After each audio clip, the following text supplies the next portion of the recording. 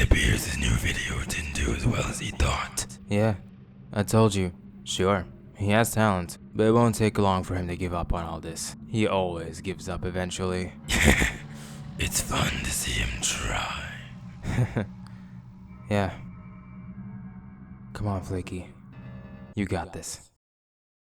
Mario has no lore. Let's rip off that band-aid real quick. Not to say the series isn't without depth or meaning, it most certainly has that, but it goes without saying that this series doesn't need to make a reasonable attempt to actually giving you a connecting universe or story. If you try to take everything into account, Mario's world has too many contradictions to consider. So with that in mind, what would the games be like if it was consistent with the lore? I want to look through every game in the franchise. Yes, every game, with some exceptions, and try to construct every single one of them in a way that makes sense. I want to make sure that the general vibe that the Mario franchise has now will be maintained. So while I will approach this video by going through each game in order of release, I might look ahead at the release schedule if I can foresee a particular consistency I thought of leading to massive complications later. I don't want to absolutely destroy the existence of a game, for example. There's only one rule. I'm going to be tackling every Mario game, except for games that are sub-franchises of the Mario series or very clearly don't build the Mario world. So generally speaking, stuff like the Donkey Kong series and the Wario series of games won't be considered unless and only unless they establish lore that becomes very relevant to the games moving forward. Since most of the DK games and Wario games don't even include Mario, and stuff like Mario Teaches Typing has zero bearing on the Mario world as it is. I'm already dealing with a lot of games, so for the most part, I'm not going to consider them. For this video, I'm going to be tackling specifically the arcade era of games. There's a lot of games in the Mario franchise. Just that era alone accounts for a good amount of titles. So that's all the rules. Let's start. You might think this story begins with Super Mario Bros., but as many infotainment channels will tell you, Super Mario Bros. Is not the first game in the Mario franchise. An old arcade cabinet known as Donkey Kong is, released in 1981. Wait, I thought you said Donkey Kong isn't in this. You're right. You're right, I also said that I will consider games that actually establish lore for the games moving forward, and Donkey Kong 81 100% does that, especially as the first game in the franchise. If you think about it, this one game establishes the core of the series moving forward. It matters greatly, so let's begin. We'll address a pretty common misconception about this game. As it's very popularly known, in this game, Donkey Kong kidnaps Pauline and Mario is tasked to save her. As many people know, these two characters weren't originally called Pauline and Mario. They were called the Lady and Jumpman. And while that would already be a bit complicated, it's also a bit of a misconception. Both these names existed side by side in 1981 when this game released. It didn't start out as Jumpman only to change to Mario when Mario Bros. Came out. Mario was basically always called Mario, so we can more or less accept that these characters had these names. And weirdly enough, this is still pretty consistent. I'll get to why in later videos, just keep in mind that the names alone are consistent. Now originally, the game didn't come with immediately apparent lore, but there are some small things mentioned by manuals and interviews that we can keep in mind. For example, Donkey Kong has an established location. It has been stated a decent amount of times that the events of Donkey Kong take place in New York, so this establishes a confirmed area in the Mario universe. Now, one thing I will say is that just because the Mario lore establishes a real-life location does not mean that every other real-world location is in the Mario world too. In a written concept, it can happen that certain places will just not exist in certain worlds, whether that's to make things more simple for the writers or less complicated on a political front. If you want examples, canonically, Russia does not exist in Steven Universe, and popularly, Gravity Falls, while taking place in the US, also pretends certain areas just don't exist in the franchise. It takes place in Oregon, but certain areas of Oregon are missing, and also Gravity Falls isn't a real place. So we will, for now, only presume that New York exists in Mario, and is the only location established in Donkey Kong. There are two enemies in Donkey Kong as well, being the Fireball and Fire, both sentient flames that try to attack Mario. These confirm some enemies in the series, and as of right now, we can say that due to the context of the game, that they appear specifically when the oil drums in the area are set on fire, implying that for some reason, setting an oil drum on fire creates sentient beings in the Mario world. Finally, there are 3 items in the game Mario can retrieve to gain extra points. Back then, arcade cabinets were all about having you reach a high score, so points mattered a lot. These items are a hat, umbrella, and a purse, all of which are stated to be possessions of Pauline. And already, that's a pretty good amount of lore for the series. We have 5 established characters, an established location, some lore about said characters, and clearing up of a very common misconception about the Mario world. Jumpman and Lady have always been called Mario and Pauline. Oh yeah, and Mario had a job in this story. He was a carpenter. That will be kept in mind too. Donkey Kong Jr. is the sequel to Donkey Kong 81. In this game, Mario has caged DK as revenge for what he did in the first game, leaving his son to be the one who saves him. From the description alone, we get a new character added to the Mario world, being Donkey Kong Jr., who is Donkey Kong's son. We got a family tree out here. There's no confirmation of an established location, just that the events of this game takes place in a jungle. We also get 3 confirmed enemies in the game as characters: Snapjaws, Nitpickers, and Sparks, all of which, while summoned by Mario, all seem to be natives of whatever jungle that these events take place in. Now, there are some details mentioned in manuals and one little detail in the game itself that are kind of interesting. One, DK's intentions in the first game. One of the flyers for Donkey Kong Jr. abruptly state that Donkey Kong had lustful intentions with Pauline, which to some may have been obvious, but I personally thought it was romantic intentions. This character is based off King Kong after all. And also, Mario has gone mad. Fascinating. The descriptors of these games do tend to be hyperbole. I don't know if he actually goes insane. Granted, it would explain why this character, who's supposedly the face of kindness, is committing animal abuse. But at this point in the story, Mario has not truly established himself as such a character, so it probably wouldn't not make sense. One could argue that DK Jr. helped snap Mario out of it, but the problem with that is Mario dies in this game. Now, later versions of Donkey Kong Jr. have him not actually have the halo that signifies he's dead. We are currently working with their first iterations. Some of the more astute Mario fans, as a result, may have noticed I missed some of the re-releases of Donkey Kong 81, like Crazy Kong, mostly because I intend on sticking to the main game and its intention. These are all re-releases that have tiny changes from the base game. Generally speaking, these cases aren't going to be dealt with on a game-by-game basis. I'm not going to consider the re-release or remake of game unless said remake is substantial and actually offers relevant changes to consider. So as a result, we actually have to consider the whole Mario dies in Donkey Kong Jr. business, as that puts the entire rest of the franchise into question. Is the following Mario game some dreamlike sequence or some allegory of the afterlife? It's obvious this was a case of Nintendo not really caring at all of making it make sense, but since we are aiming for lore consistency, it would be an interesting thing to tackle. This is really all the lore introduced in DK Jr. They didn't go as deep with this game as before. Mario went insane, DK has a son, 3 new enemies, one of which is living electricity, and Mario dies. Crazy. Oh, here we go. Here's some very interesting Mario history. Before Super Mario Bros. And after Donkey Kong Jr. exists a game called Mario Bros. Just Mario Bros. No Super. And the funniest thing is, according to my own rules, there is another game before Mario Bros. And after Donkey Kong Jr. that is part of the Mario franchise and includes the Mario cast that I need to consider. And it's also called Mario Bros. There is a Mario Bros. Before this Mario Bros. On a device called the Game & Watch, which is like a Game Boy but with a calculator screen, and it could only play one game. And unlike with the many Donkey Kong 1 and Jr. re-releases, which were just the exact same game but for a different hardware, this specific Mario Bros.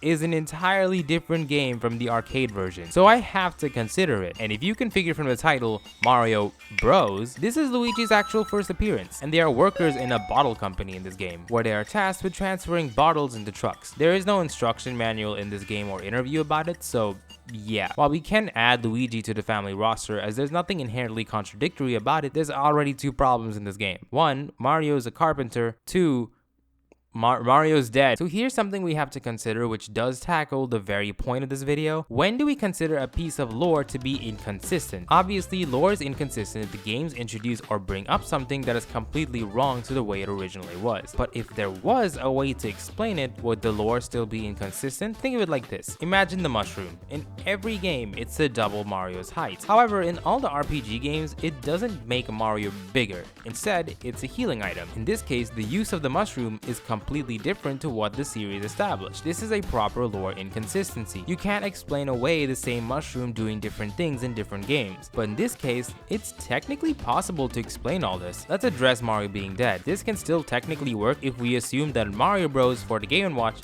is a prequel. The simplest assumption is that Mario Bros. Takes place at some arbitrary time period before Donkey Kong Jr. This would explain him being dead. So we have changed something that would be confusing into something that's still consistent. Now let's actually implement the changes to show this. In the only instruction manual for this game, stating the story as before the events of Donkey Kong, Mario and Luigi were workers in a bottling company. That way we can actually keep Mario being dead in DK Jr. Why am I intent on keeping this lore?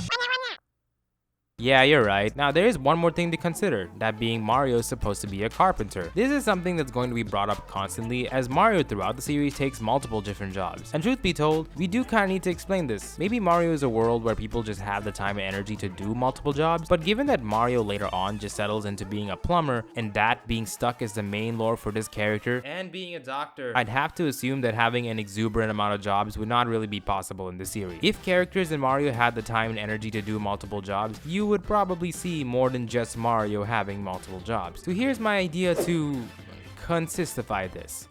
Layoffs. Mario didn't actually have multiple jobs. No, the bros were trying to make ends meet, and they were taking any manual labor job that they could take for a paycheck. Given the events of Donkey Kong 81, it's fair to say that the bros have a pretty good physical upkeep, so they were constantly using that to do physically taxing jobs like carpenting a building or running around bringing bottles to trucks. These were two siblings trying to make the most out of their life in New York. I think this interpretation works just fine, given that this is the interpretation that the recent Mario movie took, albeit that one actually leaned into them being plumbers. So we add a little more to this paragraph, either providing an implication or something direct. I'd say something like, help them deliver the bottles to the trucks seamlessly and ensure their payday, or something like that, to imply that money's definitely a mindset getting into this. So we have taken the lore of this incredibly obscure game, and instead of outright removing the little lore that it has, we contextualized the lore and made it deeper. In fact, something of a story is beginning to form over here. Okay, let's actually get to the arcade version of Mario Bros. Except we aren't! There's another Game & Watch game!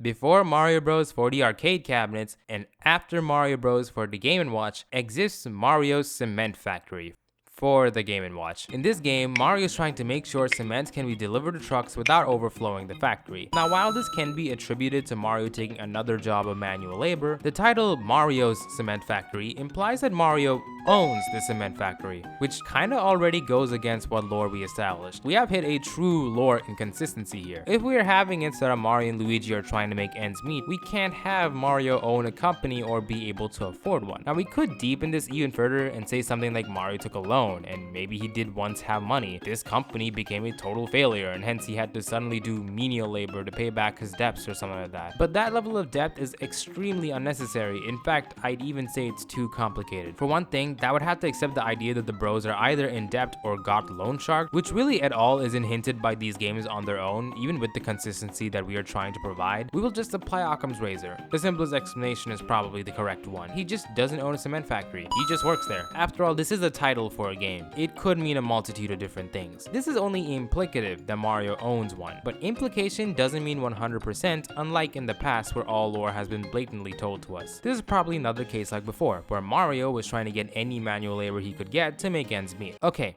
let's actually check the arcade game.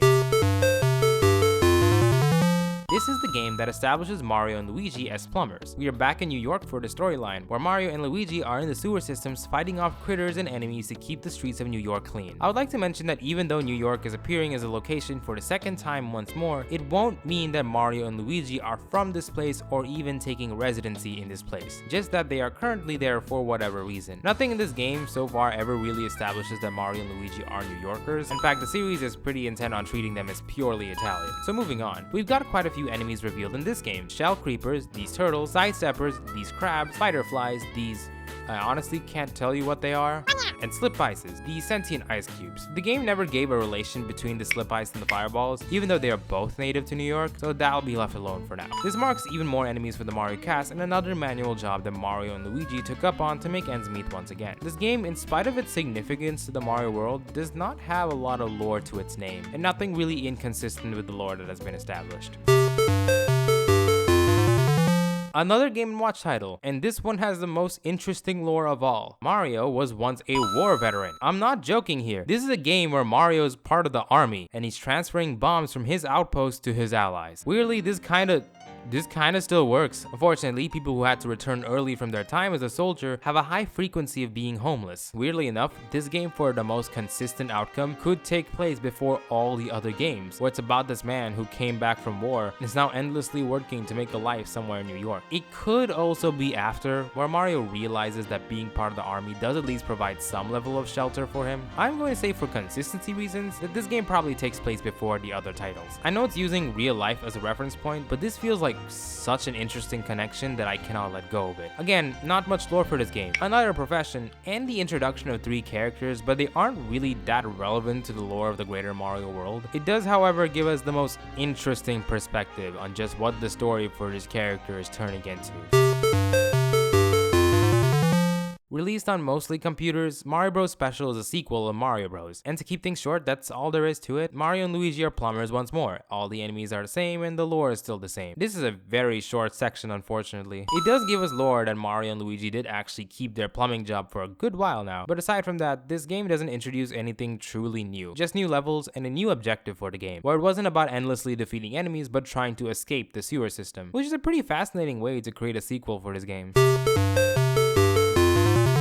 VS Wrecking Crew is another arcade release in the Mario franchise that once again gives the brothers another manual labor job to work with. Mario and Luigi are working as demolition runners, or well, a wrecking crew. But unlike before, where the bros are usually working together, this time Mario and Luigi actually hold a more active rivalry role in this game, where Mario and Luigi are trying to not only destroy buildings the most efficiently, but they're also actively trying to mess their brother's efficiency up in the process. For 2 characters who up until this point have been basically a teamwork duo, it's kind of strange to see them be competitive. But it doesn't necessarily have to be inconsistent. This is gonna require some of that future sight that I mentioned at the start of the video. And that being said, this is technically the only game where in the lore, Mario and Luigi are actively competing against each other. There is the battle mode of the new Super Mario Bros. Series of games, but these are side modes with no implicative extra lore to them, just something extra. So this doesn't make much sense. The bros are basically always a team whenever they do appear together in any storyline. There's a few things we can do here. We could maintain that Luigi has this competitive spirit and edit every game moving forward to account for that, or we make it that this is a fun little game that the bros are having together on a job to make things more interesting, or we can make it that this isn't Luigi and that it's Foreman Spike, who replaces Luigi in the later Wrecking Crew titles. I'm actually not gonna go for that option in spite of Occam's razor, because while we are looking at this in the lens of consistency, we are also looking at this in the lens of release schedule. Foreman Spike, when the game was released, wasn't even an existing concept for Nintendo. For this to be considered, you'd have to require that Foreman Spike has at least been considered to be implemented in this game, which there is zero proof I could find online for that. And while it would be interesting to tackle this with Luigi always having a competitive spirit to him, it's also kind of clear that this wasn't really what was intended by Nintendo. In fact, some of the promos that Mario Bros has, specifically its Atari port, which did release before VS Wrecking Crew, actually gave early hints to Luigi's natural cowardice, which means this competitive aspect is already inconsistent with what the franchise was trying to establish. In fact, it's super likely that Luigi in this franchise has always been intended to be something of a coward, which means that the best approach for this is that it's just some game Mario probably thought up of to give Luigi something fun to enjoy. VS Wrecking Crew can keep its gameplay loop exactly as it is. Let's talk about the Mario's mental game. Donkey Kong Circus for the Game & Watch is technically a remake of a Mickey Mouse Game & Watch game, and I'm still gonna consider this in spite of that. Look, it's fair. If I have to consider the American version of Super Mario Bros. 2, which is just a reskin of Doki Doki Panic, I will consider this game too. This game extra leans into the whole Mario commits animal abuse thing, where DK seems to be stuck balancing on a barrel and juggling pineapples, seemingly to amuse Mario. The game makes it clear that DK is giving a performance, and generally, to say someone is doing a performance always comes with the understanding that this is a voluntary thing. Sorry, MatPat, but your idea that Mario is forcing Donkey Kong into this is just not true. It's just Donkey Kong putting on a show, meaning that this is happening under Donkey Kong's wishes. His facial expression is probably one of worry or stress, because he's doing something very dangerous. This doesn't change the abuse allegations. That being said, Mario does openly laugh at DK whenever he messes up his performance, but I do think it was important to get the facts straight about this game. I do not think that's a good theory at all, but this moment that everyone thought solidified Mario as an actual handler is not the case even remotely.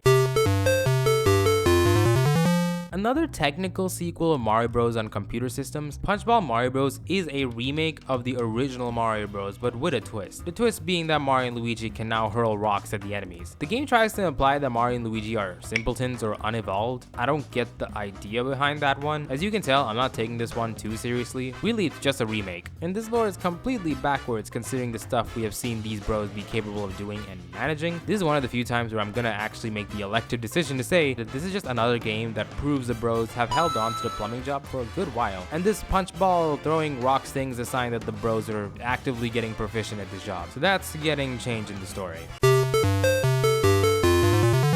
Our last game of the day, as it marks the end of the arcade era, Donkey Kong Hockey for the Game & Watch, which is simply a game where Mario and DK have a hockey match. That's all the lore this game provides, just some depth to confirm that Donkey Kong is probably a very friendly character who can play hockey. I'm not counting this as a profession for Mario though. You can play hockey without actually being a professional sports player in the end of the day. No lore problems here. And that marks the end of the arcade era. For anyone disappointed that I didn't bring up the NES era, that's next. I am definitely gonna come back to this topic. In fact, expect every alternate video on this channel being about me revisiting this concept. This is a part 1, and if you guys like the level of depth I gave for a part 1, then consider subscribing and clicking the bell so that you can know when the next parts come out.